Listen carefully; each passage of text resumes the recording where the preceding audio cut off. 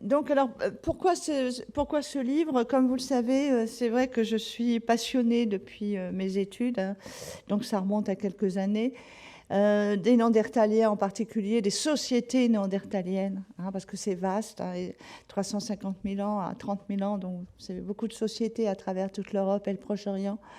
Et par ce travail, je m'étais déjà aperçue qu'il y avait eu beaucoup de choses qui avaient été dites, qu'il traînait, si j'ose dire, derrière lui un long passif, derrière eux, derrière ces Néandertaliens. On avait longtemps les considérés comme inférieurs. Et à travers ce travail et les différents ouvrages que j'ai pu faire, j'ai constaté que derrière cette vision des Néandertaliens, il y avait une autre vision qui était tout aussi négative vis-à-vis d'un groupe énorme, hein. Ce groupe s'appelle les femmes. Qu'en fin de compte, on disait toujours l'homme préhistorique, l'homme de Néandertal. Et pour moi, l'homme de Néandertal, c'est celui qui a été découvert, le squelette, en 1856 dans la vallée de Néander. Ça, c'est l'homme de Néandertal, c'est l'homme de la vallée de Néander. Et donc, c'est vrai que je me suis dit, bon, peut-être que c'est une question de sensibilité, c'est vrai, mais que quand même, à travers ces lectures que j'ai pu faire pour mes différents ouvrages, à chaque fois qu'on traitait des inférieurs, je vais vous en parler rapidement, il y avait toujours plus d'inférieurs, c'était les femmes de n'importe quel groupe. Et donc, c'est ça qui m'a intéressée en me disant, mais là aussi, il y a peut-être quelque chose à faire, à ouvrir un nouveau champ des possibles, un nouveau regard, comme on l'a, et je suis heureuse parce que j'ai vu depuis mon premier livre sur Néandertal, qui était 2006, vous vous rendez compte, ça fait un petit moment maintenant, que j'avais appelé Une autre humanité, parce qu'il est différent de nous, mais il n'est ni inférieur ni supérieur, ça c'est ma vision, différent, mais point. Et donc je me suis dit, vraiment, là aussi, ce serait intéressant de travailler sur ce sujet et de voir ce qu'il en est. J'ai essayé de faire cette recherche, toujours essayer de faire un constat, d'essayer de comprendre ce constat, pourquoi c'est comme ça, et ensuite de montrer qu'est-ce qu'on peut faire, comment on peut faire, parce que nous sommes des scientifiques, nous sommes des archéologues, des préhistoriens, on doit travailler sur du matériel, analyser ce matériel, hein, qui sort des fouilles, et donc essayer de proposer des hypothèses, parce qu'il y a beaucoup en préhistoire, évidemment, on progresse énormément grâce aux nouvelles méthodes d'analyse, de recherche, mais ça reste, surtout sur certains thèmes, comme ce thème de statut social, par exemple, ça reste souvent des interprétations, des hypothèses qui vont plus ou moins être vérifiées dans les années à venir, j'espère. Mais en tout cas, je pense que c'était l'objectif, de faire ce livre pour ouvrir le champ des possibles. Il n'y a pas d'élément de réponse ferme en disant, je ne vais pas vous dire, les femmes ont tout fait, loin de là. Mais essayer de dire, ben voilà, il faut faire comme ce qui s'est passé avec les Néandertaliens, c'est de voir qu'il y a des possibilités, que peut-être certaines activités étaient faites par elles aussi. Et donc de trouver des moyens d'analyse pour retrouver ces comportements. C'était vraiment l'objectif de ce livre, et j'espère que ça fera un peu comme Néandertal, qui est quand même vu aujourd'hui comme une humanité à part entière. Donc, alors, j'en sais. Alors le constat, hein, très rapidement, parce que je suis très bavarde, donc il faut que je fasse très attention, parce qu'il faut quand même qu'il y ait le temps des questions.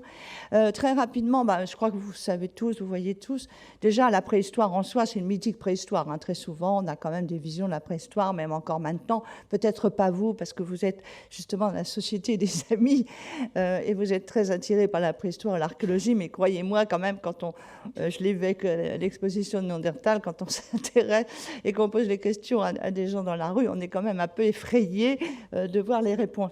Et tout ça, ça a été parce qu'on a créé une image. La préhistoire, c'est le fantasme, hein, voilà, c'est temps lointain, dans les profondeurs du temps, les abîmes, etc. Tous les termes ont été utilisés. On a même mis des hommes préhistoriques avec des dinosaures, hein. Donc c'est vraiment quelque chose qui a laissé libre cours. Et donc on a eu beaucoup de cet imaginaire. Et là, évidemment, dans cet imaginaire, il y avait l'imaginaire de la préhistoire avec une vision tout à fait fausse. Et en plus, évidemment, là aussi, le traitement des femmes dans cet imaginaire, qui est intéressant de voir, que ce soit dans les tableaux, dans les gravures, dans les dessins, etc., les sculptures, il y a toujours vraiment l'archétype de la femme, c'est la femme qui est apeurée, qui est toujours en arrière-plan, qui est apeurée, qui attend son grand chasseur, qui s'occupe de ses enfants dans la grotte, etc. Et alors que l'homme, évidemment, c'est le héros, hein, et c'est lui le grand chasseur, qui va affronter des bêtes terribles, hein, les mammouths, ici, les rhinocéros laineux. Donc vraiment, il y a toute une imagerie qui a été très très forte et qui a beaucoup marqué, parce que la préhistoire qui naît au 19e siècle, il y a beaucoup de gens qui ne savaient ni lire ni écrire, mais qui ont été quand même marqués par ces histoires, parce qu'il y avait beaucoup de magazines illustrés. Et l'illustration est quelque chose de très très fort, hein. Des fois, une image suffit, on n'a pas besoin de faire un long discours, hein. Donc, c'est pour ça que c'est rentré aussi chez tout un chacun et dans le côté, ce que j'appelle populaire. Donc, ça a été très important, toute cette imagerie. Alors, juste un exemple, parce que je développe plusieurs choses dans mon livre, mais là, quelques exemples. Ça, c'est vraiment l'exemple typique, hein. C'est la nature, à ces périodes-là, anciennes et tout, est hostile. L'homme, l'humain est un pauvre malheureux qui doit justement vaincre cette nature hostile. Et en plus, on a bien sûr toujours la présence de violence. Voilà, les rapes de femmes, la violence, toujours en train de se battre, etc. Même si on a très peu de preuves archéologiques, en tout cas pour le paléolithique, que ça se passait comme ça. Et vous voyez, toujours, les femmes sont apeurées, soit enlevées, soit... Donc c'est vraiment dans l'imaginaire. Et en même temps, nous avons aussi des gravures, comme ici dans le livre de Figuier, où nous avons la représentation de la famille préhistorique. Là, c'est plutôt plus tardif, hein, c'est ce qui est pour le paléolithique supérieur, pour les Cro-Magnons, pour les Sapiens, mais une image, là aussi, complètement imaginaire, où on a la famille, hein, la famille qu'on est à ces époques-là, au 19e, donc papa, maman et les enfants. Donc voilà, on est aussi là dans cette autre vision qui montre... vraiment les clichés, hein. Je vous passe les peaux de bêtes qui sont un peu jetées comme ça, alors qu'on sait très bien qu'à ces périodes-là, surtout au paléolithique supérieur, il y avait des vêtements extrêmement sophistiqués. Mais bon, je n'ai pas le temps de développer. On retrouve ça à la fois aussi dans les romans préhistoriques qui vont prendre corps vers 1880. Il va y avoir plusieurs romans préhistoriques qui vont avoir un grand succès, parce que je vous dis, on est dans l'imaginaire et tout. Et là, évidemment, dans tous ces romans, le héros, c'est un homme. Et là, il est toujours comme pour les représentations, les peintures, on est dans un imaginaire du héros viril qui affronte des tribus cannibales et dangereuses et des animaux dangereux. Voilà. Et ça perdure assez longtemps, parce que là, je vous montre quand même Rahan, qui a enchanté, je pense, plusieurs générations. Et j'ai eu la chance de discuter avec André Chéret avant qu'il disparaisse. Là, il est disparu très récemment. Et tout en lui disant quand même, ton homme préhistorique, là, c'est vraiment quand même des archétypes un peu forcés. Et c'est vrai qu'il a reconnu que peut-être s'il était venu plus tard dans ça, il n'aurait peut-être pas fait un Rahan aussi typarien, notamment. Et toujours affrontant, voilà, monté sur des mammouths. Mais bon, dans Pif Gadget, tout le monde conservait les objets, les cadeaux, hein, c'est devenu des collectors. Celui qui a le poignard de Rahan, il a un vrai collector, hein, parce que tout le monde le cherche. Alors, il a fallu attendre un petit peu. Alors, après, il y a eu toute une période dans les années 60 où, alors là, d'un seul coup, on a vu débarquer l'héroïne. Mais bon, l'héroïne, alors là, on est tombé dans le côté sexy des choses, hein. C'est-à-dire que là, vous avez carrément des mannequins, quoi. Donc, voilà, qui affrontent des monstres, hein. Et bon, là, c'est un autre type de cliché, hein, mais on reste tout à fait dans ces clichés. Et simplement pour vous montrer l'évolution d'André Chéret, je tiens à le dire, parce que il a travaillé sur un de ces derniers, d'ailleurs, le combat de Pierrette. Pierrette, c'est une néandertalienne, une des dernières néandertaliennes de Saint-Césaire, en Charente-Maritime, et on a trouvé son squelette, etc. Et donc, dans ça, il a quand même changé l'image des Néandertaliens, parce que je vous passe l'image des Néandertaliens. Dans les premières rencontres entre Rahan et les Néandertaliens, là, ça faisait peur, hein, on aurait dit des singes. Bon. Et là, il a quand même changé. Vous voyez, Pierrette, elle est quand même... Hein, c'est presque Raquel Weiss, là aussi. Alors, le vrai changement, c'est donc avec Jean Howell, donc, qu'il a commencé à faire une héroïne sur plusieurs tomes, hein. Et c'est vraiment elle qui montre différentes activités, comportements, etc. Et que c'est un peu le changement. Voilà, donc ça, c'était le côté explication par le côté littéraire. et puis des illustrations, etc. Mais ce qui est important de voir, c'est aussi au niveau de l'apparition de la préhistoire et de l'apparition, pourquoi cette absence des femmes, ou ces clichés, ces archétypes, ces présupposés des femmes, parce que cette science est une discipline, enfin la préhistoire est une discipline récente, relativement récente, du milieu du 19e siècle. Et donc, en plus, non seulement elle est récente, mais en plus, elle a lieu en Occident. C'est-à-dire que la préhistoire, elle est née en France, en Belgique, en Italie, en Espagne. Donc, pendant très longtemps, ça va être là. Les préhistoriens, les premiers préhistoriens, ça va être dans ces régions et donc à ce 19e.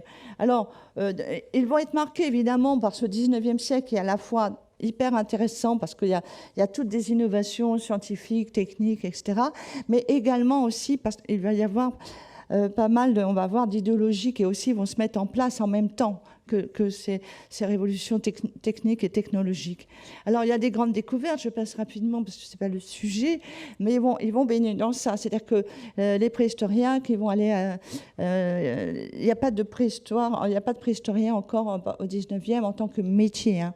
Mais, donc, ils ont tous des métiers, ce sont principalement des instituteurs, des docteurs, des abbés, beaucoup d'abbés.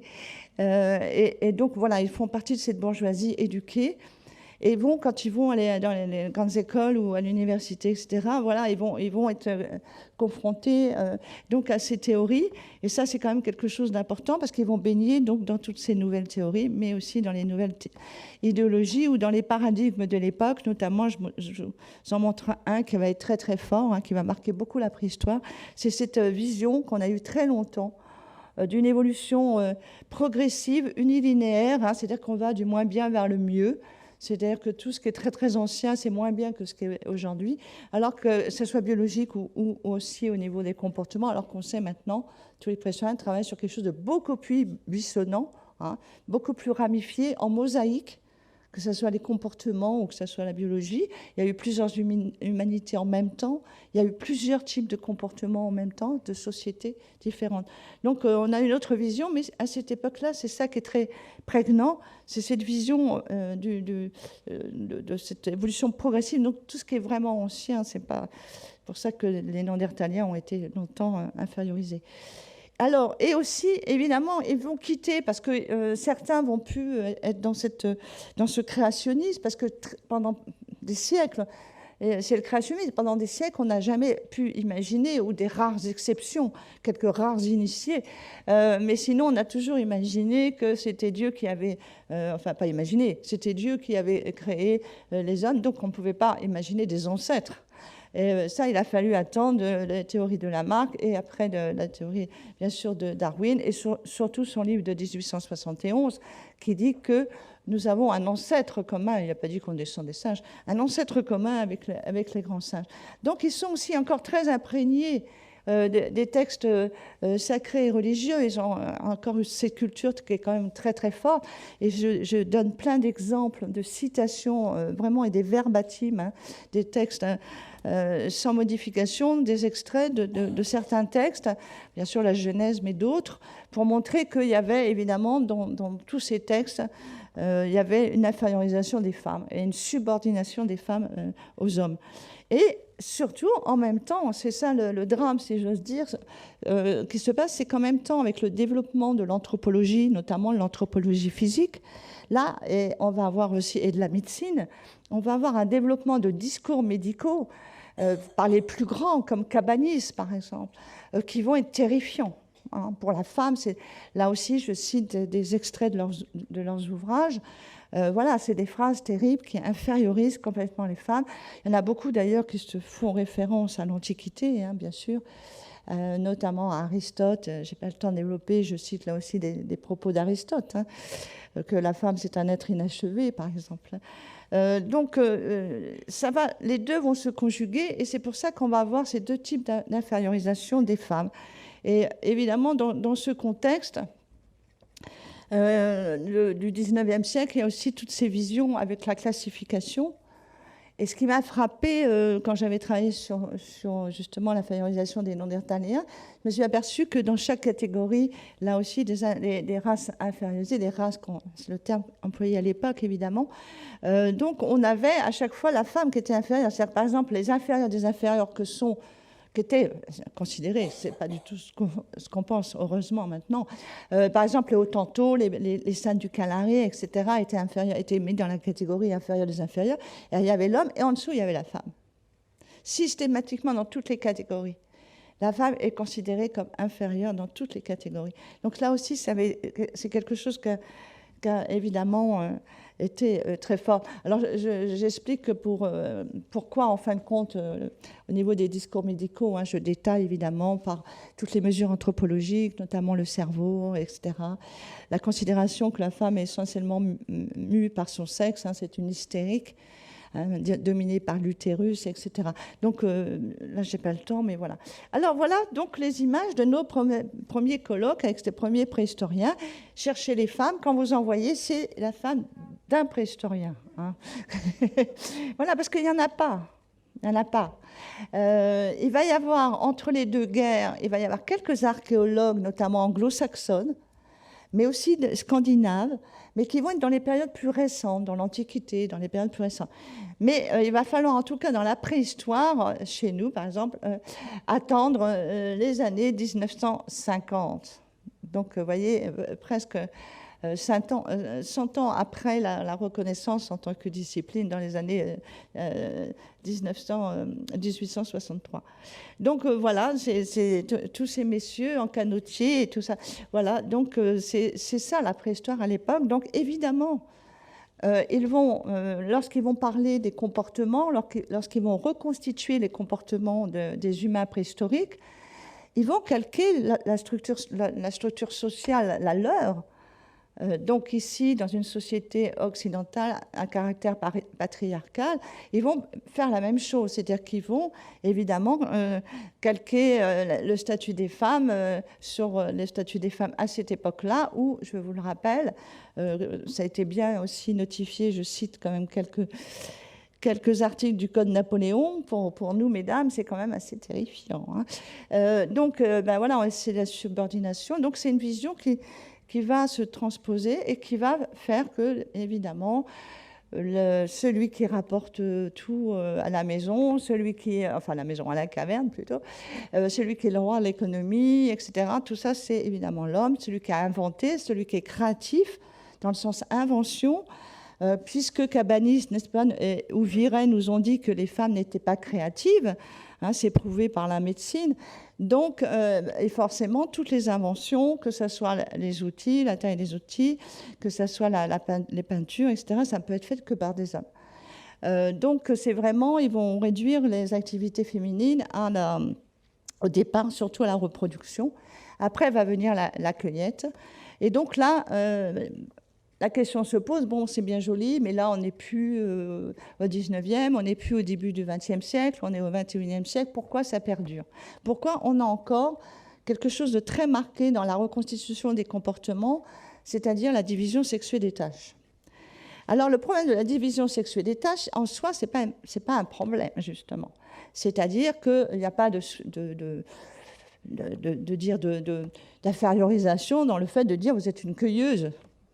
Sauf que, jusque dans les années 60, 70, 80, il y a eu ce qu'on appelle le modèle du chasseur paléolithique, du grand chasseur paléolithique, qui était le soutien de l'économie. Et ça avait été bien perçu. Il y avait même tellement ce modèle qui était tellement ancré, qui avait provoqué une réaction donc, des anthropologues américaines dans les années 70, parce que c'est le grand mouvement, bien sûr, féministe des années 70. Donc les anthropologues américains avaient même proposé un contre-modèle qui est celui de la cueilleuse, en disant que la plupart des économies de chasseurs-cueilleurs actuelles reposent sur la cueillette.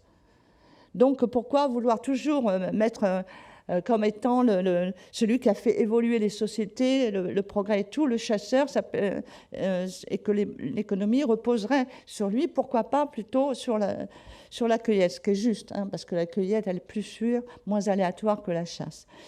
Alors, c'était vraiment une direction importante, parce que ce qui va se passer dans les années 60, c'est qu'on va avoir beaucoup d'études qui vont se tourner vers des études comparatives. C'est-à-dire que, et c'est pour ça que c'est encore très marqué aujourd'hui, parce qu'encore actuellement, beaucoup d'archéologues, de préhistoriens s'appuient sur ces comparaisons, sur ces peuples. Et donc, ils vont aller chercher dans les textes d'ethnologues, tout ce qui peut rappeler les comportements donc, dans ces peuples qui sont des peuples traditionnels chasseurs-cueilleurs. Donc, comme il n'en restait plus beaucoup, il y a aussi beaucoup d'utilisation des anciens textes, des ethnologues. Et puis aussi, bien sûr, aller voir ces peuples et de tirer des enseignements sur leur façon de vivre. Et donc, on va avoir à ce moment-là quelque chose qui va être renforcé au niveau de ces divisions sexuées du travail par ce comparatisme. Alors, on va avoir, évidemment, on va nous dire que les femmes, dans beaucoup de sociétés de ces peuples-là, avaient telle activité, notamment tout le travail donc des peaux, la cueillette, évidemment, l'absence d'utilisation d'armes tranchantes qui font couler le sang. Elles peuvent chasser, mais du petit gibier ou être abatteuses, etc., etc. Donc, tout un tas d'activités comme ça qu'on va décréter être les activités des femmes préhistoriques. Et évidemment, à contrario, les hommes voilà, sont dans ces activités-là. Alors, je voudrais vous dire que je suis très ennuyée par ces études comparatives. Pourtant, peut-être certains le savent, j'ai moi-même été, pendant 3 mois, j'ai vécu avec les San du Kalahari. C'est-à-dire que les images que vous avez vues, par exemple ici, ce sont mes photos. C'est le groupe, là, c'est Shoroka et Amelia, avec qui j'ai vécu 3 mois. C'était les années fin 80. Et donc, c'est évident que c'était intéressant pour s'ouvrir, pour s'ouvrir à ce type de vie, à ce mode de vie. Moi, je travaillais justement sur les comportements de subsistance des Néandertaliens pour ma thèse, et j'ai jamais chassé. Je chassais pas, je savais pas ce que c'était, le terrain, la chasse. Donc, j'avais voulu aller m'ouvrir. Et je pense que ça, c'est intéressant. Et voir les gestes techniques, c'est intéressant aussi. Par exemple, il y a des travaux, évidemment, nous, on ne taille plus pour notre quotidien, les outils, etc. Donc ça, c'est intéressant pour aller regarder. Mais je suis très gênée par ce comparatisme parce que, en fin de compte, c'est comme si vous considériez que ces humains, ces sociétés, ces peuples chasseurs-cueilleurs n'ont pas évolué, sont restés comme il y a 10 000 ans, qu'ils n'ont pas eu d'histoire.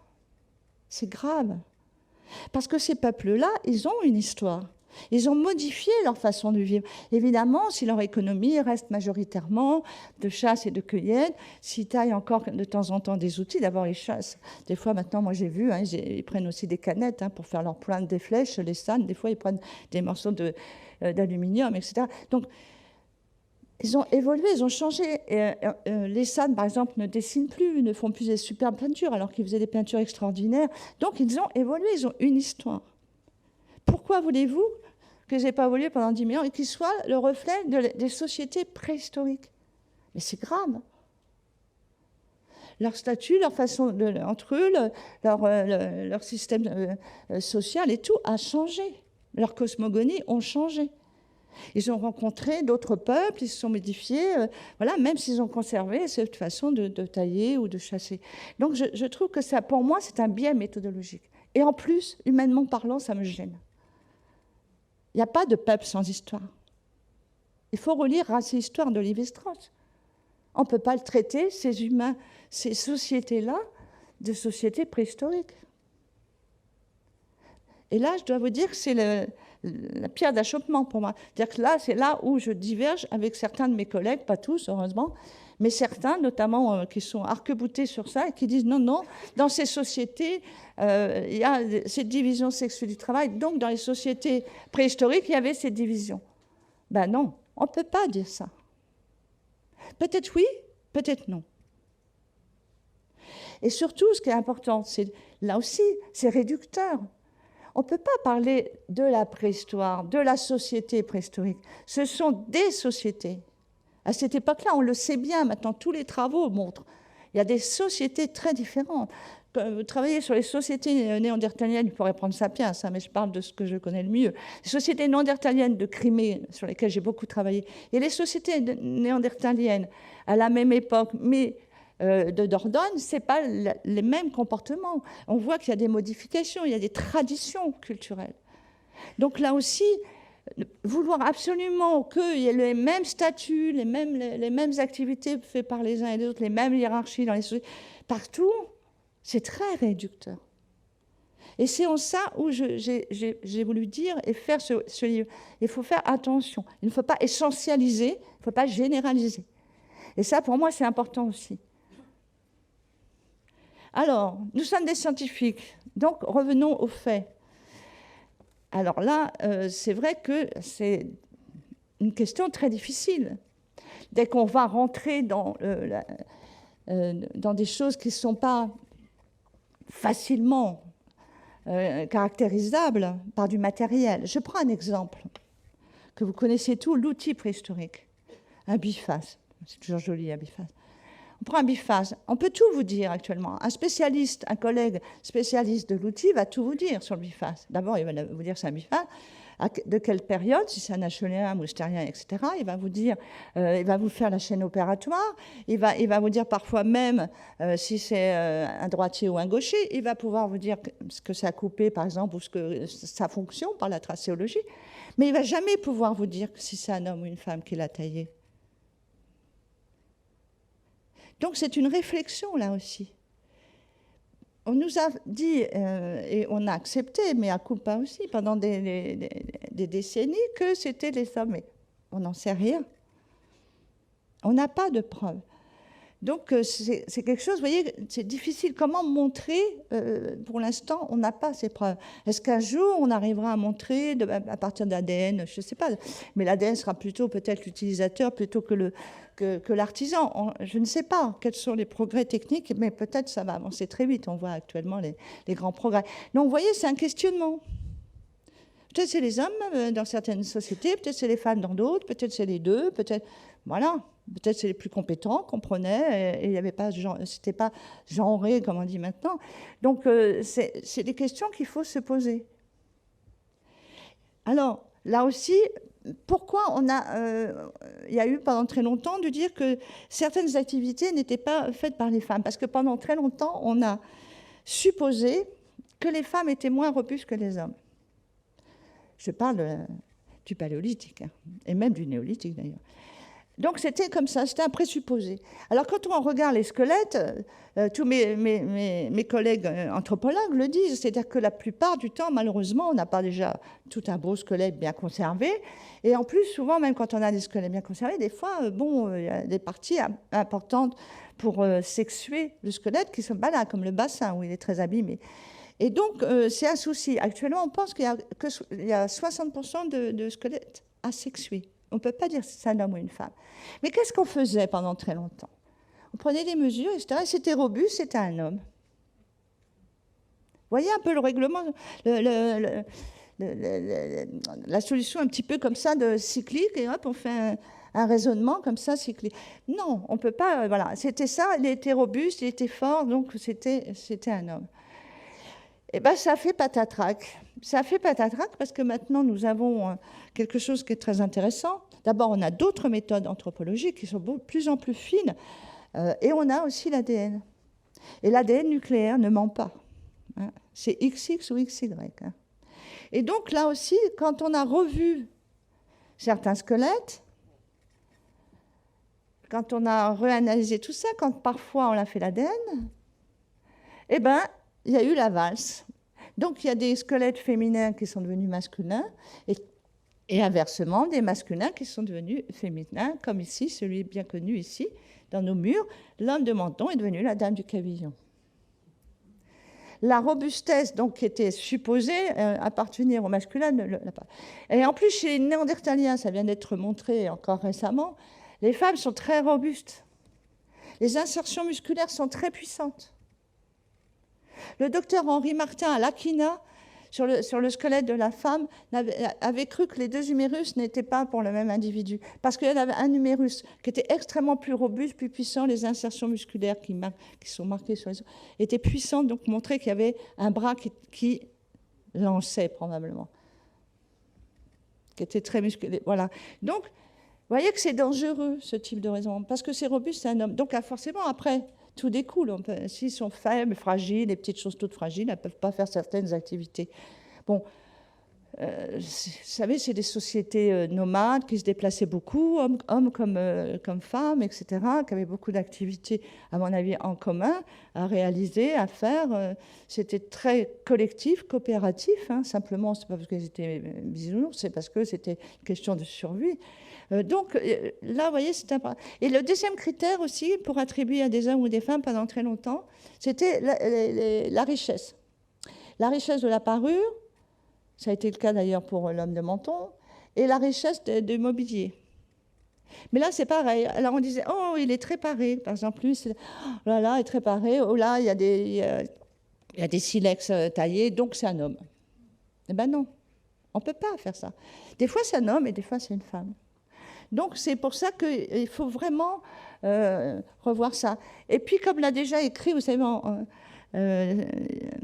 Darwin, il parlait justement des femmes, et lui, il avait déjà dit que les femmes, durant cette préhistoire, étaient sûrement aussi fortes que les hommes. Donc, c'était pourtant déjà inscrit dans le texte, mais pendant très longtemps, on a dit non, elles sont faibles, et elles ne peuvent donc pas faire certaines activités. Autre chose ici, pour tailler le silex, il ne faut pas beaucoup de force. Il faut surtout, enfin, il faut un peu de force, bien sûr, mais il faut aussi quand même beaucoup de réflexion, etc. Donc là, on ne voit pas pourquoi cette activité n'aurait pas pu être faite aussi par des femmes. Et je dis aussi, je n'exclus pas du tout, évidemment, hein, vous vous en doutez bien que ce n'est pas du tout mon propos. C'est simplement de dire que vous montrez combien on a accepté des choses qui n'étaient pas prouvées. Hein. Donc on me dit, il faut que tu prouves que les femmes ont fait ça. Oui, mais toi, tu ne prouves pas que les hommes ont fait ça. Alors, autre chose aussi, ça c'est un bastion très très fort de ceux qui disent non, il y a la division sexuelle du travail, c'est évidemment la chasse. Pour beaucoup de collègues, la chasse, c'est comme la guerre, c'est masculin. Et là aussi, c'est parce qu'on a énormément de siècles et de millénaires d'histoire. Hein. Donc là, c'est très imprégné, et puis aussi toujours avec ces peuples chasseurs-cueilleurs, où c'est essentiellement, bien que ce ne soit pas dans toutes les sociétés, là aussi, hein, ce n'est pas toutes les sociétés où les femmes ne chassent pas. Hein.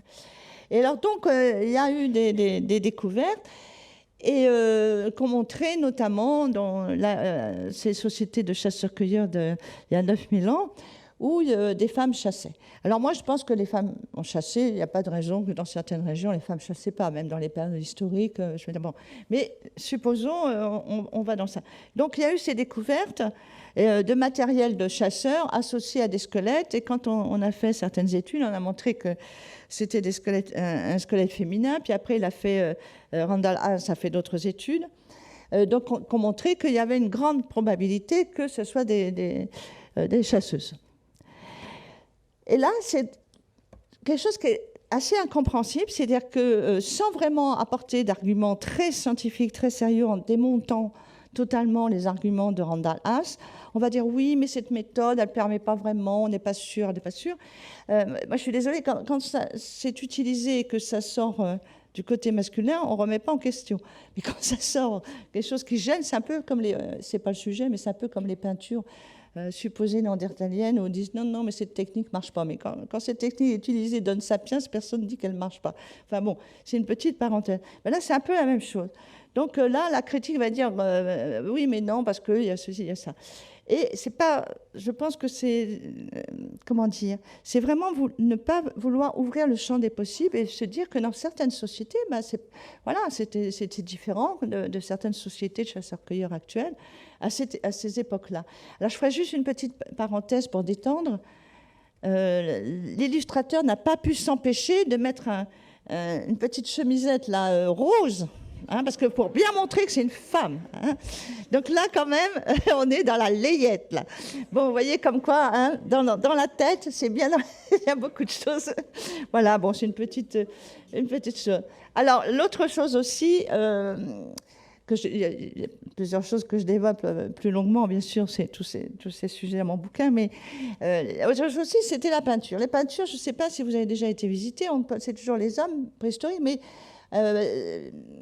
on dit oui, mais c'est un grand âge. Non, non, c'est pas un grand âge. On pense beaucoup que ce sont des hommes. D'ailleurs, toutes les représentations, et même moi, je fais mon mea culpa quand j'ai fait Lascaux, Histoire de découverte, avec mon ami Christian Gégou qui a fait des illustrations, j'ai mis que des garçons hein, qui ont parlé Lascaux. Donc, vous voyez, je me fais mon mea culpa. Et c'est vrai qu'on a ça dans la tête. J'ai lu des choses extraordinaires en rédigeant mon livre, c'est qu'il y a même qui disaient les femmes n'allaient pas dans les grottes à l'intérieur, hein, c'est-à-dire que donc elles n'ont pas pu, puisqu'elles ne rentraient pas dans les galeries souterraines, aller faire les peintures. Mais pourquoi? Mais sur quoi repose, par exemple, ça, cette certitude? Ça repose sur rien. Alors forcément, si elles n'allaient pas dans les galeries pour je ne sais quelle raison, donc, elle ne pouvait pas avoir... Alors là, c'est pareil, il y a eu des études qui ont été faites, d'ailleurs, dans différentes régions du monde, avec des indices qu'on appelle les indices de Manning. Et là aussi, ça a montré des choses intéressantes, qu'il y avait des mains de femmes, qu'il y avait des mains d'hommes, que d'ailleurs, même dans certaines régions, comme là en Indonésie, il y avait même des rochers où c'était plutôt les hommes et d'autres rochers, dans une autre partie, c'était plutôt les femmes. Et là, c'est pareil. Sans expliquer vraiment pourquoi. Ah non, ça ne marche pas. Ah, qu'est-ce qui se passe? Ouh, ça a coupé. Ah, il a fait voilà. Et donc, sans savoir pourquoi, ils disent non, cette méthode n'est pas bonne. Mais jusqu'à présent, je ne vois pas pourquoi elle n'est pas bonne. Hein. Et pourquoi ça fait ça énerve tellement qu'on dise qu'il y a des mains qui sont des mains de femmes. Alors, surtout qu'on a des difficultés pour les tailles. Moi aussi, je dis, on ne peut pas, d'après la taille, dire si c'est des hommes, des femmes. Mais vous savez, les petites tailles, on disait, c'était les adolescents, hein, masculins, bien sûr. Hein. Bon, voilà, on ne sait pas pourquoi. Mais eux, ils ont eu le droit de dire ça pendant des dizaines d'années. Mais là, on dit, mais tiens, peut-être que c'est des femmes. Et peut-être à Pêche-Merle, si vous connaissez cette merveilleuse grotte, qu'on peut encore voir. Alors là, il faut précipiter, hein. C'est une des rares qui reste. Et là, à côté, il y a un cheval, un superbe cheval pommelé, vous savez. Et bien, pourquoi elle n'aurait pas fait le cheval? Peut-être oui, peut-être non, mais pourquoi ce serait un homme? Donc, vous voyez, il y a plein de questions. C'est ça que je souhaite mobiliser, c'est tous ces questionnements. Parce que voilà. Et donc, il y a quand même quelques méthodes. Et alors, elle est critiquée, mais quand elle a été utilisée dans une autre région du monde, elle a donné aussi des raisonnements très intéressants. Donc, peut-être quand même qu'elle n'est pas si mauvaise que ça, cette méthode. Alors, donc, au niveau de l'économie, si vous voulez, pour l'instant, au niveau des preuves archéologiques, s'entend, hein, je ne parle pas de comparatisme ethnographique, archéologique, on a très, très peu de preuves en tout cas d'arguments sûrs pour dire telle activité est masculine, telle activité est féminine. On a vraiment des difficultés. Il faut qu'on travaille beaucoup encore, qu'on trouve des méthodes, mais voilà, on a des difficultés. Alors par contre, le statut social est un peu plus aisé, entre guillemets, à voir, parce qu'on a quand même les sépultures. Les sépultures sont très intéressantes, parce que justement, on essaye de voir est-ce qu'il y a plus de sépultures masculines que féminines. Ça peut être là aussi une donnée intéressante. Donc quand j'ai fait ces calculs, on s'aperçoit que c'est très, très proche. Il y a même beaucoup des sépultures d'enfants, de tous âges. Enfin bon, il n'y a pas, pour le paléolithique, on ne voit pas de distinction ni d'âge, ni entre les masculins et féminins. Et au niveau des parures, c'est un peu pareil. C'est-à-dire que vous avez des choses des hommes, comme ici à Sungir, extrêmement parés, hein, avec plein de perles en ivoire de mammouth. Mais vous avez aussi la Dame du Cavignon avec sa superbe parure, et puis aussi la femme de Saint-Germain-la-Rivière, où c'est vraiment là aussi une sépulture qui est très complexe. Donc on n'a pas, d'après en tout cas l'étude des sépultures, ça ne saute pas aux yeux qu'il y ait une différence, en tout cas dans le traitement des morts, qui quand même traduit quelque part aussi le traitement du vivant, hein. Donc, on ne voit pas de différence entre les femmes et les hommes. Donc ça, c'est quand même une donnée intéressante. Et l'autre donnée intéressante, c'est pour le statut des femmes dans ces périodes-là, c'est de regarder l'art paléolithique. Alors, ce qu'il faut savoir, c'est que, vous le savez, mais je le rappelle, c'est essentiellement l'art pariétal paléolithique, c'est essentiellement, et puis même mobilier d'ailleurs, c'est essentiellement les animaux, hein. Bon, les humains sont relativement rares, et quand ils sont présents, 80 à 90%, ce sont des représentations féminines. Donc là aussi, c'est intéressant au niveau du statut de la femme, c'est que c'est quand même quelque chose où le féminin, en tout cas, est très présent. Alors, bon, là, vous avez vu, j'ai fait, bon, il y a des gravures, il y a beaucoup de vulves, très peu de phallus, 2-3 phallus qui se promènent, mais sinon, c'est essentiellement des vulves, beaucoup des silhouettes. Et en parlant des quelques phallus, ils sont d'ailleurs très tardifs, hein, c'est surtout à partir du magdalénien. Donc là, peut-être qu'avec le magdalénien par rapport à l'orignacien, par exemple, il y a peut-être quelque chose, un petit changement de perception. Et évidemment, là, hein, dans toutes ces régions-là, on est beaucoup dans le côté occidental de l'Europe, hein. Donc là aussi, toutes les sociétés qui sont ailleurs dans le monde, et même en Europe et ailleurs, c'est des choses très différentes, hein. Déjà, il faut faire attention. Et au niveau de la sexualité, on a très très peu de choses. Pourquoi je parle de la sexualité? Parce qu'on va voir les fameuses Vénus.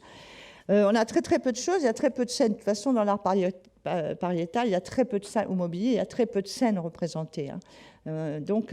Et là, il y aurait peut-être une ou deux, mais bon, il faut vraiment voilà, savoir est-ce que c'est vraiment un accouplement. Bon. Et ça a été une grande question parce que on n'a pas pour l'instant non plus de réponse à ça, mais c'est une question qu'on se pose et j'essaye de le développer un peu dans mon bouquin, c'est de savoir, mais est-ce qu'à ces périodes-là, là je parle justement les périodes, on va dire, entre 350 et 10 000 ans, est-ce qu'il y avait une conscience de la participation, si vous voulez, à la fécondation de l'homme? C'est une grande question. On se dit à partir de quand l'homme va prendre conscience qu'il participe. Parce que ce qu'il voit, c'est le bébé, il sort du corps de la femme, hein. C'est quand même la seule certitude. Dans ces sociétés, 30 à 50 au maximum, c'est des sociétés quand même, au niveau des relations sexuelles, c'est quand même assez libre, hein, puisque nous avons des preuves, là, scientifiques, de consanguinité. Donc, qui dit consanguinité dit forcément qu'il y a des relations incestueuses, hein. Et le degré, là, je pense surtout, toujours référence aux Néandertaliens, on pourrait trouver sur les Cro-Magnons, les Sapiens. On a, par exemple, un degré entre la tante et son neveu ou l'oncle et sa nièce. Donc, c'est assez élevé quand même, hein. Et ça veut dire que peut-être, justement, il y a plusieurs partenaires. Alors, la notion de père dans tout ça, c'est quand même très complexe. En tout cas, on ne peut pas dire que ces sociétés soient justement déjà des sociétés qui soient, comme on a vu tout à l'heure, la belle représentation, papa, maman et les enfants, hein. On est peut-être dans un autre modèle, surtout que ce modèle-là, si on se réfère dans le monde entier, pendant très longtemps, ce n'était pas cette structure familiale qu'on avait, hein. Donc, l'histoire des plusieurs partenaires, voilà, c'est un questionnement qu'on a à partir de quand l'homme va prendre conscience qu'il participe. Parce qu'en tout cas, toutes les représentations sont, notamment pour certaines Vénus, certaines statuettes, j'aime mieux dire statuettes féminines. Là aussi, Vénus a été donnée par un homme à la Vénus de Willendorf. Pendant très longtemps, là aussi, les seuls regards qu'on avait sur ces statuettes, c'était un regard masculin, hein. Pendant très très longtemps, la plupart des auteurs, il a fallu attendre évidemment l'ami Grand-Père, par exemple, pour que ça change, mais au milieu du XXe siècle. Mais c'était là aussi un regard masculin, donc ça a été donné Vénus, ce terme-là. Alors, ces Vénus qui sont, enfin ces statuettes féminines qui sont, pour certaines en tout cas, enceintes, ça c'est indéniable pour certaines, bien sûr, sont là probablement en rapport avec la fécondité, la fertilité, et dans ce registre-là. Donc, je crois qu'il faut quand même, essayer là aussi de ne pas se limiter à cette vision de petites Vénus qui sont des statuettes de déesses féminines et tout ça. Oui, peut-être certaines d'entre elles, mais pas toutes.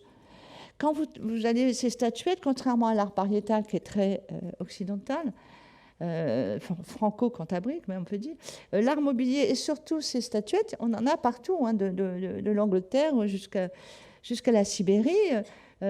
Donc, à Malta, par exemple, vous avez des Vénus qui sont même habillées, qui ont un anorak. Hein, c'est un peu un style inuit, ils ont des anoraks avec des fourrures, là. Donc, il y en a qui sont fortes, mais il y en a qui sont toutes minces. Donc, il y a là aussi une grande variété. Et elles ont là aussi ces 25 000 ans. Pourquoi voulez-vous que les motivations, les raisons de faire ces statuettes soient les mêmes pendant 25 000 ans de l'Atlantique à l'Oural? Mais non, mais non. Puisqu'on voit des changements dans la taille des outils, on voit des changements dans les techniques de chasse. Pourquoi voulez-vous que ça soit... Donc on ne peut pas dire, maintenir une seule hypothèse que c'est des statuettes faites par des hommes pour des hommes. On a même vu la notion d'éléments érotiques, tout ça. Ben, je veux bien, mais c'est pas que je veux faire la prude, mais franchement, aller chercher des images érotiques, pourquoi? Ça peut être tout à fait aussi d'autres choses, notamment certaines... en plus, c'est intéressant parce que ces statuettes, on les trouve un peu partout. C'est-à-dire qu'on les trouve au sein de... Par exemple, dans les cabanes en os de mammouth, par exemple, des fois, il y en a qui sont à l'intérieur, des fois, il y en a qui sont à l'entrée en Ukraine. Donc, il y en a partout, elles sont assez visibles. D'ailleurs, on ne les cache pas beaucoup. Hein. On n'a pas de lieu non plus, on n'a pas de lieu où on va rendre... Voilà, on n'a pas de lieu de culte, en quelque sorte. Elles sont souvent trouvées au sein d'un habitat, il y a des foyers, il y a des os d'animaux, il y a tout bon. Et certaines sont perforées, et je trouve qu'il y a une très belle hypothèse que j'ai reprise, que je mentionne. J'ai mentionné toutes les hypothèses qui ont été émises, notamment de certaines qui sont perforées et qui seraient peut-être des amulettes pour les femmes lors de leur accouchement. Parce qu'on voit que quand on fait l'analyse du trou de perforation, on voit qu'il y avait un lien, hein, puisqu'on a des traces vraiment d'usure quand on fait la tracéologie. Et donc, elles auraient été portées. Et c'est vrai qu'il faut savoir quand même que à ces périodes-là, l'accouchement était très difficile. Il n'est toujours pas facile, mais là, c'était particulièrement difficile et délicat. Parce qu'en fin de compte, il suffit que le bébé ne se présente pas bien, et là, il n'y a pas de césarienne. Hein. On a même d'ailleurs en Italie une femme gravétienne, c'est très émouvant, qui a son fœtus nouveau-né, on va dire, c'est au moment de l'accouchement qui est morte. C'est très émouvant. On voit, il allait sortir, il ne pouvait pas sortir sans doute, et ils sont enterrés. Enfin, c'est très très émouvant.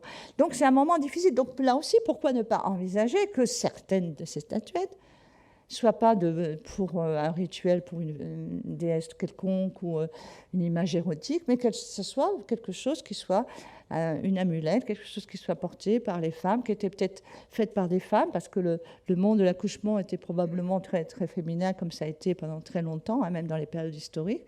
Donc voilà, c'est des hypothèses qui montrent qu'il y a une grande variabilité dans ça, et que ces Vénus sont très, très complexes. Et qu'il n'y a pas forcément, là aussi, comme artisan, un sculpteur, ça peut être aussi des sculptrices.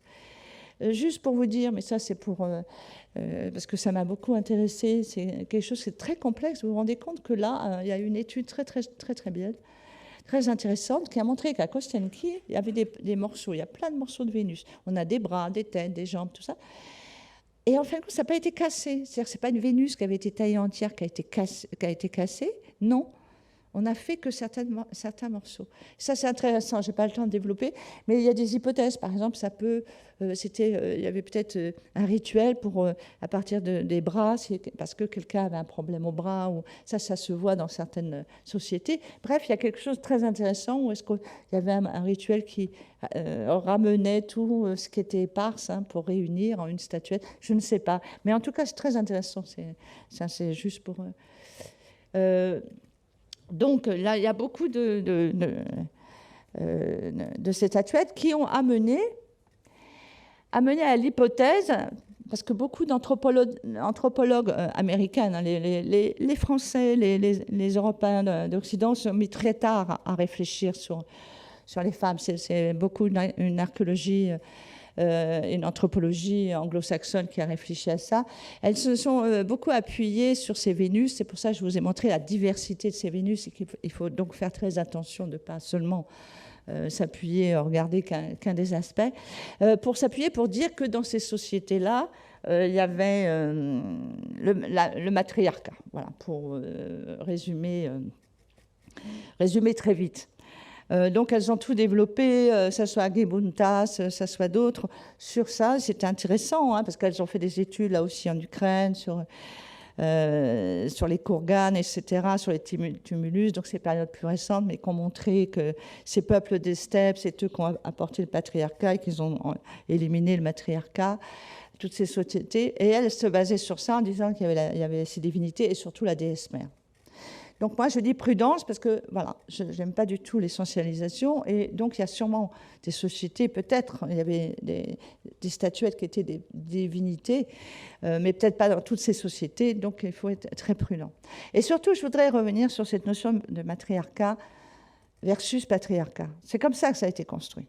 Le patriarcat repose sur des faits établis, qui sont même codifiés. Le patriarcat, ça veut dire la dominance du masculin sur le féminin. Donc ça a été, c'est écrit, comme je vous parlais tout à l'heure du Code Napoléon, c'est écrit, c'était voilà. Et puis regardez, il n'y a pas si longtemps que nous étions, enfin nos grands-mères étaient tributaires pour Karnatchek, pour etc. Enfin vous savez tout ça, je ne vais pas y revenir, même si je rappelle tout ça dans mon livre, parce que je fais beaucoup aussi l'histoire plus récente.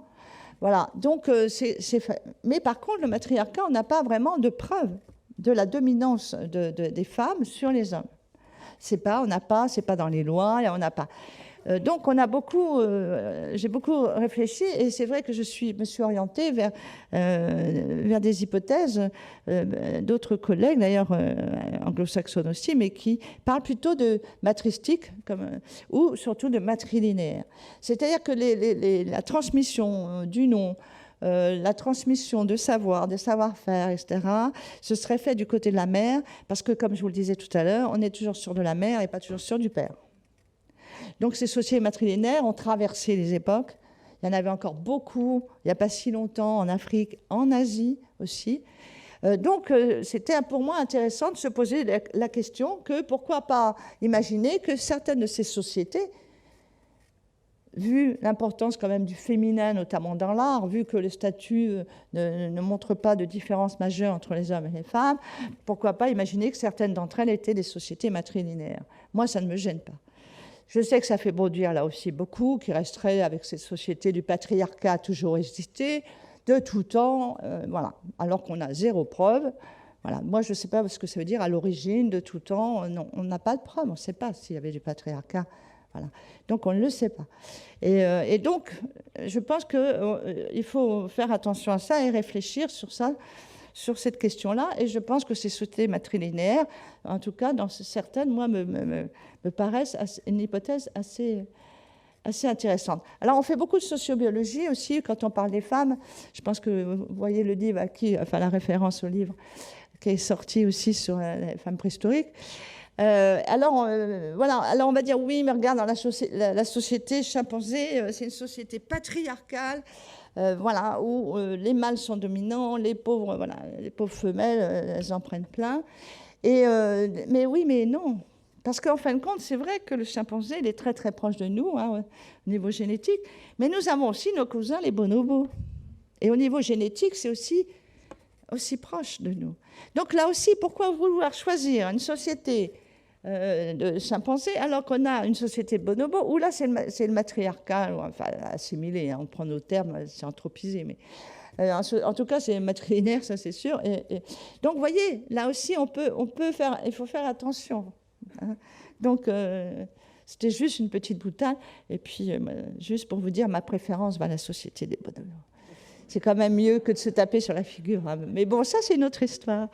Alors, juste pour quand même avancer quelques réflexions, parce que c'est vrai que les sociétés patriarcales, n'en déplaise quand même à Emmanuel Todd, sont quand même bien développées. Hein. Donc, et donc c'est drôle d'ailleurs parce qu'il dit que les sociétés patriarcales n'existaient pas au Paléo. Moi, c'est ce que je dis aussi, mais on n'a pas la même vision des choses.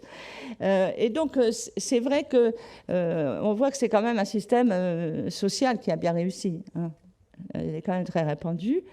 Et alors, beaucoup de collègues ont réfléchi, là aussi beaucoup les anglo-saxons, et un petit peu récemment, depuis 2000, un petit peu sur ces questions-là.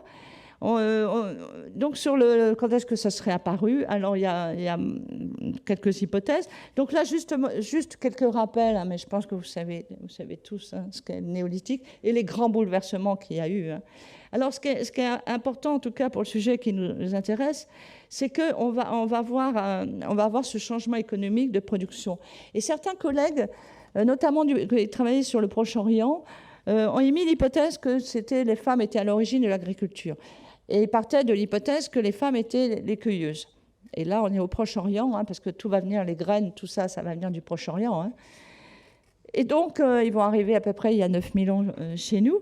Et donc, ils ont émis l'hypothèse qu'en fin de compte, il y aurait probablement quelques femmes comme ça, comme elles ramenaient les végétaux, elles faisaient tomber les graines, hein, et puis donc ça poussait, ça germait, et puis elles se sont dit à un moment donné, pourquoi aller chercher à quelques kilomètres, pourquoi pas faire pousser. Bon, voilà, c'est leur hypothèse.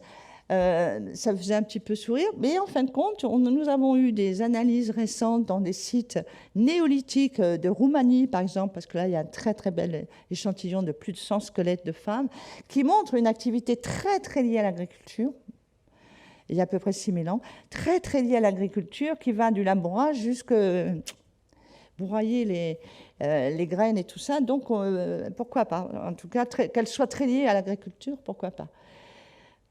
Alors, toujours, alors là aussi, on a eu beaucoup de développement autour des déesses mères et tout ça, les déesses de la fécondité, voilà, avec des grandes déesses et tout. Là, il y a eu là aussi tout un développement, surtout dans ces régions proche-orientales. Donc, certains ont vu que c'était une espèce de continuité des Vénus, mais moi, je vous dis, hein, prudence, prudence pour les Vénus. Là, c'est quand même très intéressant parce que là... c'est une femme qui est assise sur quelque chose qui est rarissime, c'est 2 carnivores. Hein. Et ça, c'est la domination d'une femme sur des léopards, c'est très puissant, enfin, je vous donne l'interprétation. Donc, ce qui est très intéressant, c'est que c'est vrai qu'on voit beaucoup de changements dans ces périodes-là. Bien sûr, économique, on va devenir des éleveurs et des agriculteurs. Sociétal, on va arriver, bien sûr, et là on le voit d'après les sépultures, les castes, hein, les castes avec notamment la caste des guerriers, la caste des esclaves. Il y a des très belles études qui montrent qu'il y a 4500 ans, il y a quelques esclaves déjà. Là aussi, on voit d'un seul coup arriver plus de violence hein, sur les représentations rupestres, même très anciennes du néolithique. On voit des conflits entre 2 groupes d'archers, hein, ce qu'on ne voyait pas du tout. Voilà. Donc on a vraiment un changement parce qu'il y a du bien qui s'est installé. Hein. On a du stockage, on a du surplus alimentaire, donc on a des biens. Et donc forcément, il y en a qui n'en ont pas. Alors, donc on voit l'augmentation des conflits, etc. Donc l'élite, on le voit dans les tombes qui sont d'un seul coup des tombes riches, des tombes pauvres. Enfin, mais ce qu'on s'aperçoit, c'est qu'en fin de compte, là aussi, il n'y a pas de sélection forcément en fonction de genre entre hommes et femmes. On a des sépultures riches qui sont des sépultures masculines et aussi des sépultures féminines. Je vous ai juste mis pour une fin de période, alors qu'on dit que c'est à ce moment-là qu'il y a une vraie séparation entre les hommes et les femmes. Vous voyez, c'est pas évident. Parce que là, à Stonehenge, c'est vraiment un endroit où on n'enterrait que les élites. Il y a beaucoup de reste de femmes. Donc c'est plutôt une hiérarchisation de la société et un statut social et une division plus que sexuée, c'est une division sociale du travail, qui se met en place. Je crois qu'il y a vraiment une réflexion à regarder sur cet aspect-là. Donc c'est quelque chose qui est assez intéressant. La seule chose que l'on peut dire aussi, c'est sur l'alimentation. Vous savez, maintenant, il y a des méthodes de biogéochimie qui permettent de savoir l'alimentation d'un squelette. si l'individu, tel type d'aliment, etc., on le fait beaucoup, on l'a fait sur les Néandertaliens, sur les sapiens fossiles, et aussi, bien sûr, au néolithique et tout ça. Et on s'aperçoit que, autant au paléolithique, on ne voit pas de différence dans l'alimentation entre les hommes et les femmes. Alors qu'au néolithique, surtout vers la fin du néolithique, c'est pas tellement au début. C'est plutôt vers la fin, on voit dans certaines régions, on va voir arriver là, une différence d'alimentation entre les hommes et les femmes. Il va y avoir un apport de protéines moindre, surtout de protéines d'origine animale, moindre pour les femmes. On va voir que d'un seul coup, la stature des femmes va aussi changer. Que le dimorphisme sexuel qui était relativement peu marqué dans certaines régions pour les femmes et les hommes pour le paléolithique, devient un peu plus marqué, va s'installer et donc va perdurer dans l'histoire. D'ailleurs, là aussi, même l'alimentation plus carnée, par exemple pour les hommes, c'est quelque chose qui est très fréquent. Jusqu'à il n'y a pas si longtemps. Il n'y a que maintenant qu'on a un renversement. Maintenant, on commence à changer et à avoir des statures entre hommes et femmes qui commencent l'écart se réduit. Et donc, voilà, c'est ça qui est intéressant, c'est qu'il y a vraiment un changement. Et en fin de compte, on a vraiment l'impression que des femmes qui font partie de l'élite, qui font partie des castes supérieures, en fin de compte, sont en apparat, sont extrêmement parées, sont enterrées avec du beau mobilier, etc. Donc, c'est plutôt vraiment quelque chose qui est un vrai changement dans les relations entre les humains, quels qu'ils soient. On va avoir à la fin, c'est clair, on va voir apparaître les divinités masculines et après une dominance des divinités masculines, mais les divinités féminines vont toujours être présentes. On connaît les grandes divinités de l'Antiquité, sauf qu'il va y avoir toujours un dieu masculin au-dessus. C'est fini. Il n'y a plus de grandes déesses, là, d'un seul coup. Et ça, c'est vraiment l'apport de l'âge des métaux. Le métal est très, très lié au masculin. Et ça se voit. On a vraiment ce changement dans ces périodes-là. Donc, voilà, ça, c'est les hypothèses. Et je voudrais terminer parce que c'est un cas d'école. Là aussi, comme je vous disais tout à l'heure, il y a la chasse et la guerre. Et là, que les femmes fassent la guerre, ça énerve beaucoup. C'est quelque chose, ça crispe, non, bon. Mais en fin de compte, là aussi, si on voit ça d'une façon plus large, en disant certaines sociétés, pourquoi pas, certaines périodes, etc., il y avait des choses peut-être plus complexes qu'on l'a imaginé. C'est exactement ce qui se passe. Je connais très bien l'Ukraine, comme vous le savez, peut-être certains d'entre vous, et je peux vous dire que mes collègues qui travaillent sur les périodes très riches, qui est la période des Scythes, en ce moment, depuis des années, ils ont beaucoup de sépultures. En plus, c'est magnifique parce que c'est l'or des Scythes, il y a beaucoup d'objets en or. Et donc, ils trouvent des armes, et plein d'armes sont associées à des squelettes féminins. Il y a des guerrières, chez les Scythes, il y a des guerrières. Et c'est intéressant parce que ça ramène, c'est les régions qui sont quand même, les régions qui sont citées par les Antiques. Ah, ça y est. Je crois qu'à un moment donné, il faut qu'on fasse ça coupe, voilà, qui sont cités par les Antiques, qu'on appelle, bien entendu, les Amazones. Donc ça, c'est intéressant de voir comment ça se... Voilà, je cite des passages d'Hérodote et autres dans mon texte par rapport aux découvertes.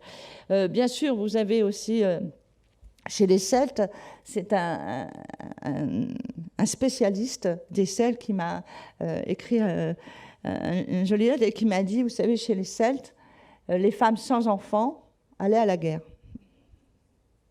Voilà, c'est une donnée. Mais pour finir, c'est quand même cette tombe-là, je voudrais vraiment, pour vous montrer quand même, là, quelque part, c'est... Alors, ça, c'est une tombe de Birka. Alors, Birka, c'est une petite île qui est en Suède, donc une tombe viking. Et alors, cette découverte a eu lieu en 1880. Ça a été fait par un grand archéologue suédois. Il a fouillé cette tombe. Cette tombe est magnifique. Alors, la photo n'est pas terrible, c'est une photo tirée de son publication de l'archéologue. Et est magnifique, il y a un squelette humain, mais il y a aussi deux chevaux sacrifiés, il y a des armes, il y a des poteries, il y a bien sûr des bijoux, et surtout il y a un jeu de go, enfin un jeu de go, c'est moi qui dis un jeu de go, un jeu de stratégie guerrière qui est associé. Donc tout ça, évidemment, quand on l'a découvert, c'est devenu l'archétype de la tombe du grand chef guerrier viking. C'était partout, partout, partout. On vous parlait des guerriers vikings, tout ça. Bon, c'était vraiment l'archétype du grand guerrier viking. Et dans les années 2010, ça a été publié. Il y a eu des études qui ont été reprises parce que c'est quand même un site majeur. Donc on a repris, ça a été refait. Il y a eu des archéologues, notamment des archéologues femmes, qui ont regardé ça. Il y a eu une anthropologue et tout. On a fait l'ADN et patatrac, XX. Pas de chance quand même. Hein. Et donc, voilà, donc c'est une chef viking. Et alors, pour vous dire quand même jusqu'où, vous savez, on entend quand même de tout, parce que pour ceux qui disent non, non, non, ils vont dire oui, mais alors c'est pas obligé que les objets qui sont dans la tombe reflètent la fonction de la personne de son vivant. Alors là, vous voyez, déjà, il faut suivre. Et là, vous vous dites, oui, mais pourquoi on ne le dit jamais quand c'est l'inverse, quoi? C'est terrible. Non, mais je dis ça en souriant parce que vous savez, j'en ai entendu, là, je peux vous dire. Hein. Mais qu'est-ce que vous voulez répondre à ça? Donc, vous voyez, c'est compliqué, comme si c'était quelque chose qui allait enlever je ne sais quoi. Non, ça n'enlève rien et ça n'apporte rien. Que dans ces sociétés, qu'il y ait eu des sociétés où les femmes chassaient, où les femmes étaient guerrières comme les hommes, et des sociétés où au contraire c'était plus l'un que l'autre. Mais je pense que c'était varié, c'était multiple, et que là aussi il faut arrêter d'avoir des présupposés, parce qu'il n'y a rien qui prouve que ça soit impossible. Donc c'est un peu pour ça que j'ai vraiment essayé de réfléchir, et surtout pour l'avenir, pour essayer que ça fasse un peu comme Néandertal, si je peux faire cette comparaison audacieuse, que ça ouvre le champ des possibles, que maintenant on n'est plus des œillères. Parce que si vous partez en disant « Ah non, ça c'est pas possible », ben, vous n'allez pas trouver. On disait ça sur Néandertal, on dit « Ah non, il ne peut pas faire ça ». Et maintenant, on voit qu'il tresse même des végétaux. Hein. Ici, une collègue d'ici, Marianne Moncel, a montré dans un de ses sites qu'il tressait même des végétaux. Voilà, on montre que son alimentation était beaucoup plus variée. Enfin bref, donc parce qu'on a enlevé de sa tête, on a ouvert le champ des possibles, et donc on a cherché des méthodes pour montrer qu'il y avait peut-être autre chose, pour voir s'il y avait autre chose déjà. On ne sait pas, mais au moins d'ouvrir ce champ des possibles, et surtout ne pas voir la préhistoire comme quelque chose de global. C'est des milliers d'années, et c'est des milliers de sociétés. Si on est préhistorien, on sait très bien que ces sociétés sont déjà très évoluées, surtout là, si on parle des sapiens, si on parle des néandertaliens, il y a plein de choses, c'est déjà complexe. Donc, je pense que c'est important d'ouvrir et de changer ce regard. Parce que là aussi, vous savez très bien que ça joue sur nos sociétés. De pas envisager, de même pas envisager la possibilité que certaines inventions dans notre longue histoire soient faites par des femmes, c'est quand même dommage. Pourquoi ça serait fait que par des hommes? Je trouve que c'est très dommageable sur la réflexion. Moi, je pense que les choses étaient peut-être plus équilibrées dans ces sociétés-là que maintenant. Voilà, parce que je vois mal pourquoi nous allons appliquer cette notion de genre et tout à ces populations-là. Ça veut dire quoi, le genre, les femmes, les hommes? Voilà, il y a même des sociétés pas si anciennes qui n'avaient pas seulement 2 genres, mais j'en avais 3 ou 4. Donc voilà ce que je veux dire. Ça me paraît important d'ouvrir le champ des possibles, de regarder avec un recul et tout, ne pas vouloir appliquer sur ces sociétés très anciennes nos façons de voir le monde, en plus souvent nos façons occidentales de voir le monde. Hein, même ce regard sur les peuples chasseurs-cueilleurs, les derniers peuples, ça a souvent été un regard occidental. Il faut relire les erreurs qu'on a pu commettre, il faut lire des scolas sur voilà, les différences qu'on faisait entre nous, nature et culture, qui ne sont pas du tout une réalité. Donc là, je pense que c'est une démarche pour nous-mêmes nous secouer et essayer de changer de perspective dans les études des matériels archéologiques et en particulier préhistoriques. Je vous remercie.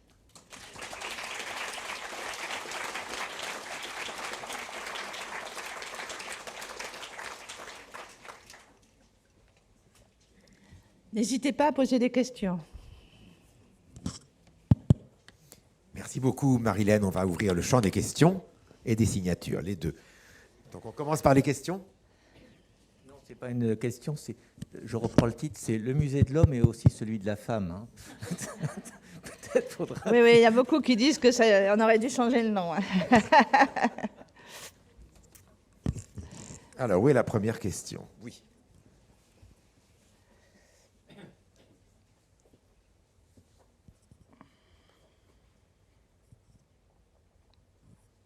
Oui, merci. Une question et une remarque. Ce qui est intéressant, entre autres, c'est le passage du paléolithique au néolithique, où on a commencé, au néolithique, à révolution, à organiser la production et à diviser le travail, à répartir les tâches. Donc, votre thèse, c'est que, au moins au début du néolithique, à la fin de la préhistoire, vers la protohistoire, cette division n'était pas genrée. Et cela, semble-t-il, y compris pour la fonction militaire qui est apparue à ce moment-là avec les guerres, parce qu'on faisait des stocks, donc c'est des convoitises, des batailles. Donc les femmes allaient sur le champ de bataille et portaient les armes. Or, pourtant, assez tôt dans l'histoire, là, c'était pas de la préhistoire, c'était déjà un peu d'histoire, les armées et les combattants ont été des hommes, et encore maintenant. Hein, voilà. Alors, oui. Comment est-ce que la fonction militaire est devenue vraiment masculine? Voilà. Bon. Et puis, la remarque, il n'a rien à voir. Oui, le musée de l'homme, c'est l'homme au sens homo hominis, oui, l'homme, pas viri, le masculin. Donc, le latin a deux mots, le français n'a qu'un seul. Oui, c'est vrai. Alors, pour revenir sur la guerre, c'est ce que j'ai dit tout à l'heure, certaines sociétés anciennes, antiques, où il y avait des femmes, j'ai parlé des Scythes, je peux parler des Celtes, où les femmes étaient quand même partie prenante. Évidemment, c'est quand même plutôt masculin dans beaucoup de sociétés.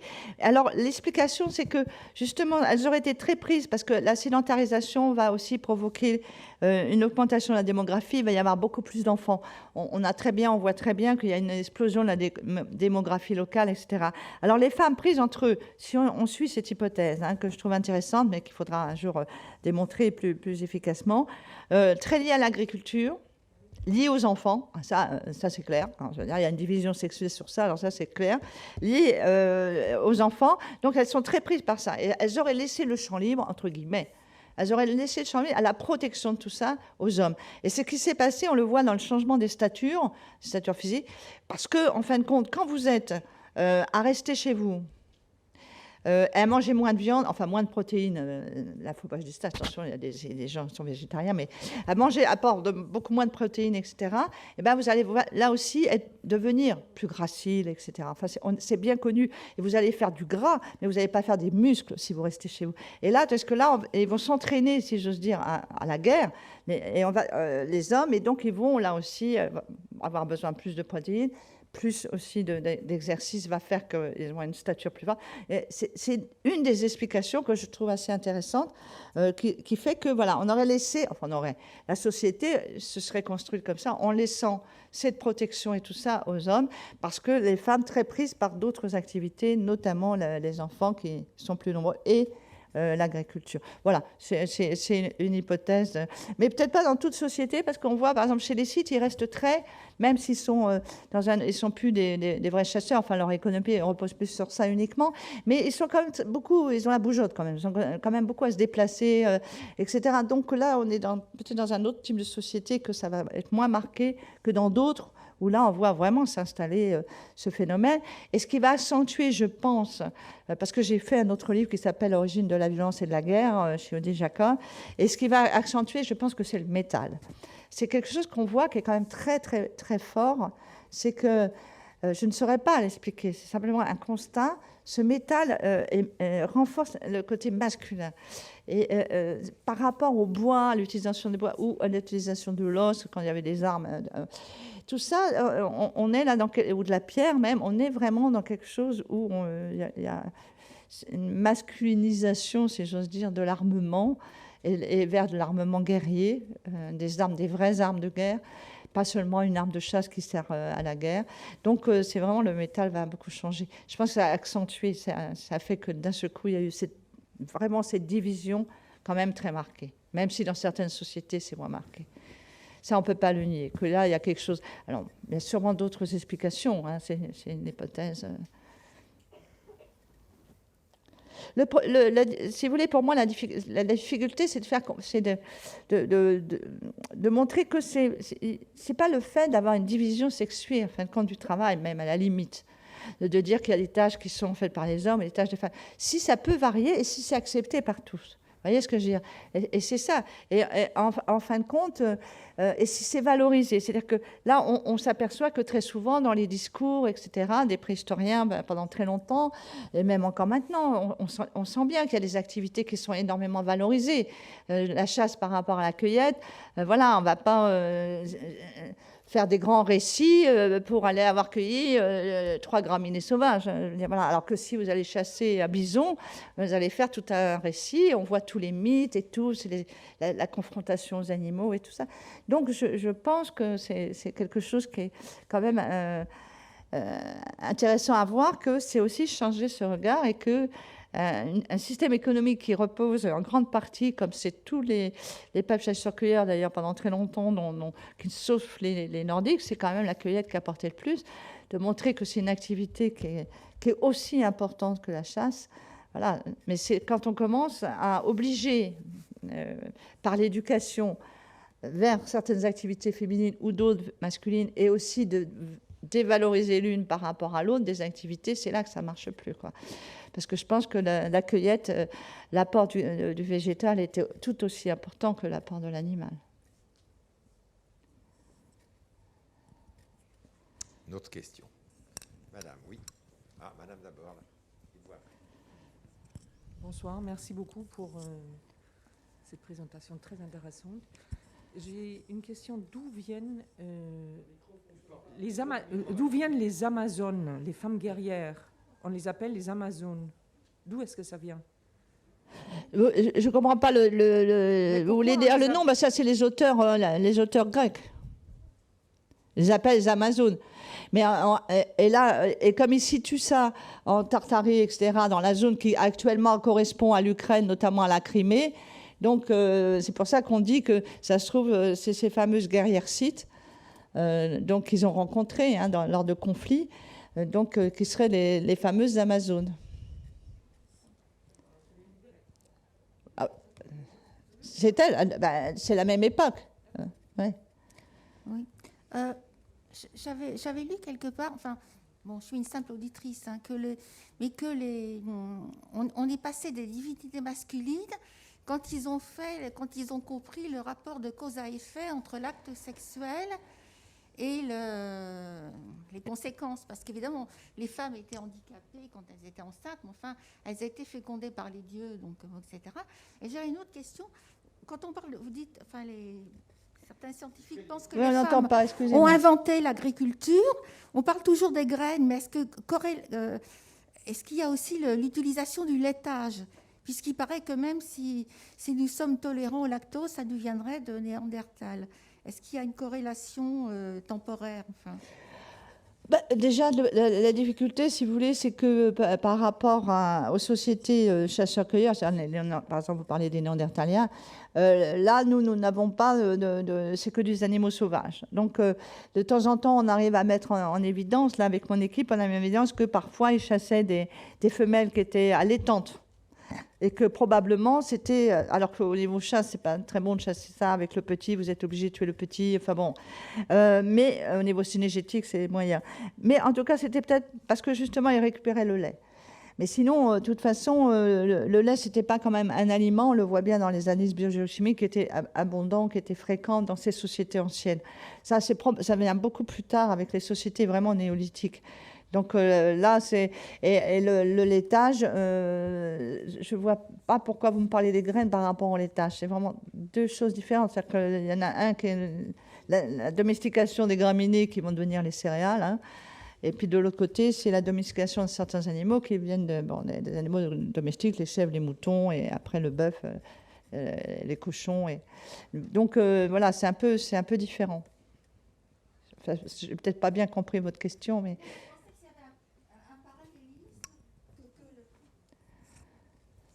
L'utilisation des graines s'était fait en même temps que le développement du laitage, même de façon un peu très, très infime. Le laitage va venir un peu plus tard. C'est ça, c'est ça. C'est-à-dire que là, on a vraiment au départ, c'est quand même les plantes et tout. Et le laitage va venir un peu plus tard. Et la corrélation entre l'acte sexuel et puis la fécondation. Oui, bah c'est ce que je disais tout à l'heure. C'est la grande question qu'on n'a pas résolue, que personne, enfin pour l'instant, de savoir à partir de quand vraiment il y a la prise de conscience que l'homme participe à la reproduction. Voilà, qu'il y a des accouplements bien sûr, mais parce que quand il n'y a que du sauvage, c'est pareil. Vous voyez, alors vous allez, voyez le brame du cerf. On va prendre le cerf, c'est plus sympa. Pendant l'automne, vous voyez les fans en juin, mais vous voyez rien entre les deux. Non, vous voyez rien du tout. Donc c'est compliqué. Alors que quand vous êtes un éleveur, vous avez dans votre enclos un petit cochon rose, un petit cochon noir, une femelle et un mâle. Et ben vous avez des petits cochons noirs et roses. Là, vous vous dites quelque chose qui se passe.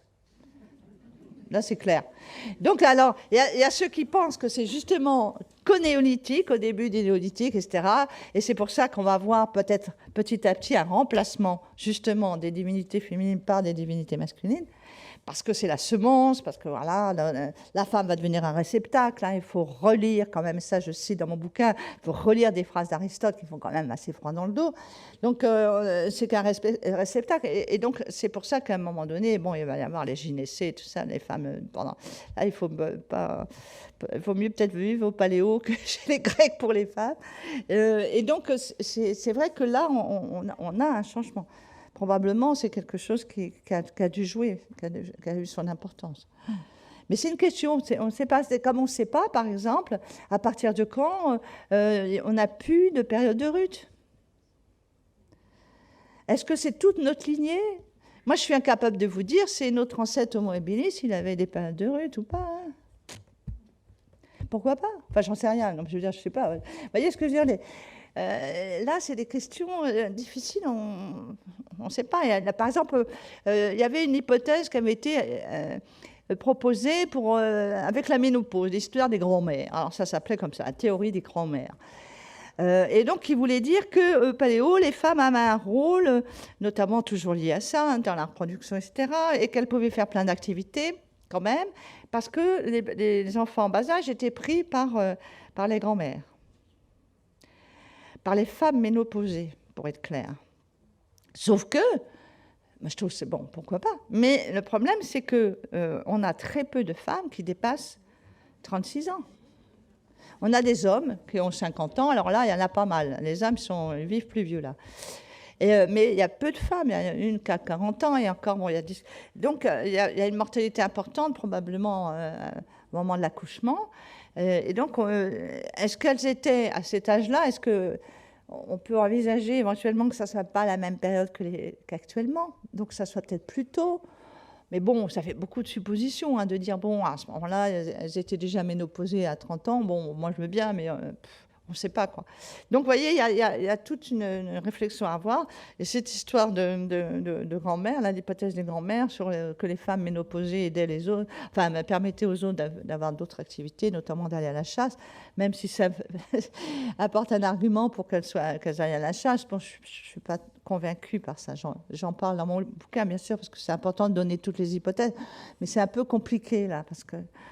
à mon avis, peut-être qu'elles n'avaient pas, qu'elles mouraient avant la ménopause. Non, donc, oui. Ah bon, il y a une question là. Je voulais rebondir sur cette histoire des femmes qui restent avec les grands-mères dans les grottes, dans les machins, mais ça n'a pas de sens pour moi. Voilà. En fait, moi j'ai eu des enfants par exemple, et mon travail c'est un travail en itinérance. Mes enfants, ils sont venus avec moi. Bah oui. Et encore, c'est le progrès. Donc, le progrès veut dire changer les couches, changer les layets, trouver une machine à laver. À cette époque-ci, on s'en fout complètement. Ouais. Un gosse, ça se met sur un dos, ça se met au sein. Non, vous avez raison. Ce sont des nomades. Alors, nomades, qu'on soit clair, c'est-à-dire qu'ils se déplaçaient 2 fois dans l'année. Hein, à la belle saison et à la mauvaise saison. Enfin, je veux dire, il y avait 2 migrations dans l'année, 2 déplacements dans l'année. Mais là, voilà, elles se déplacent, elles emmènent les enfants. Il n'y a pas. Enfin, je veux dire. Il n'y a pas même pour les activités, elles le mettent sur le dos. Moi, je suis d'accord avec vous. Elles vont faire une activité avec les enfants sur le Ça dos. participe, je trouve, de votre remarque de dire essayons de regarder ces temps anciens sans sans moule qu'on a bien actuellement, sûr. même Ouais, si c'est bien sûr. impossible. Pourquoi vouloir, en fin de compte, pour caricaturer un petit peu, pourquoi vouloir imposer l'existence de nounous, quoi? Voilà. Il n'y a pas de nounou, non. Non, je veux dire, c'est pour ça que je pense que ces situations, j'ai bien vu dans des petits groupes, il y a quand même les activités, c'est un petit peu avec la compétence de chacun. C'est pas, voilà, et il se peut que peut-être, moi j'ai vu certaines activités qui étaient dites plutôt masculines, il y avait des femmes plus compétentes, elles les faisaient. Je pense qu'il faut voir les choses un peu, se libérer de ce point de ce qu'on a, nous, ce qu'on propose, ce que propose notre société. Voilà, pourquoi vouloir les imposer? C'était autre, elles étaient différentes. Je crois qu'il faut accepter que, voilà, il y a eu, même encore maintenant, il y a des sociétés différentes. Et puis voilà, donc pourquoi voulez-vous que la nôtre, elle existe depuis la nuit des temps? La dernière question avant les signatures. Bonsoir madame. Avec l'état de la science actuelle, est-ce qu'on peut savoir ou déterminer si les grossesses à l'époque duraient 9 mois et combien d'enfants les femmes avaient quand vous retrouvez un squelette? Alors, les enfants, on a une idée parce qu'on peut déterminer maintenant le sevrage. Donc là, il y a eu plusieurs méthodes, plusieurs études, je veux dire, qui ont montré que le sevrage était 3-4 ans. Donc là, ils étaient quand même tranquilles pendant 3-4 ans.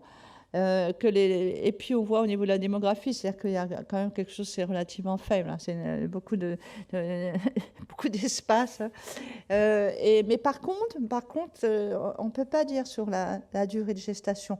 On a même eu des hypothèses pour les néandertaliens en disant oh là là, si on fait le rapport entre le bassin des néandertaliennes et la tête du bébé, à terme, ça passe pas ou ça passe trop difficilement, il y aurait trop de mortalité à l'accouchement. Peut-être que le temps était plus court, c'était pas 9 mois, quoi. Mais on peut pas, pour l'instant, je dis toujours pour l'instant parce qu'il y a tellement de révolutions dans les technologies, mais pour l'instant, on peut pas savoir. Voilà, c'est des choses qui sont pas facile pour l'instant à mettre en lumière, de toutes ces questions.